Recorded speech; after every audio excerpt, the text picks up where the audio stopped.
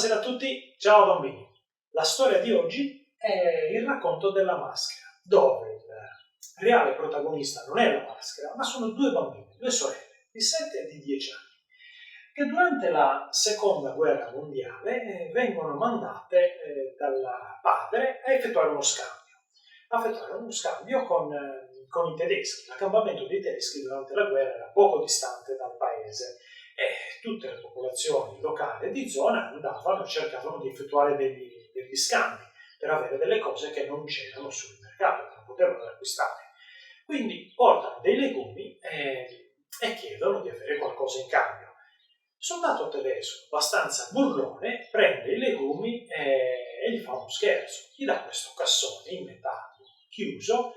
A loro sembra anche qualcosa di estremamente prezioso. Quindi prendono il cassone, accettano lo scambio e partono.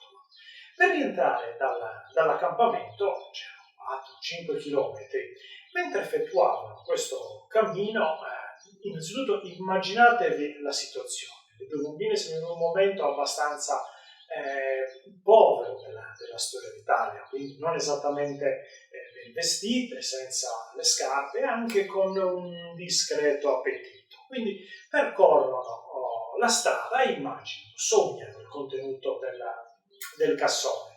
La prima cosa che viene in mente alla bambina più grande è chi c'ha vestiti dentro.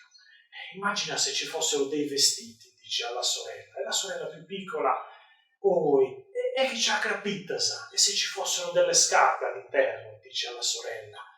E poi vanno avanti e immaginano soprattutto cose da mangiare. E quindi dice, ita che c'è drucci dentro. Se ci fossero dei dolci, dice la più grande e la più piccola. No, e che c'ha caramella, sa, risponde la più piccola. Se ci fossero delle caramelle.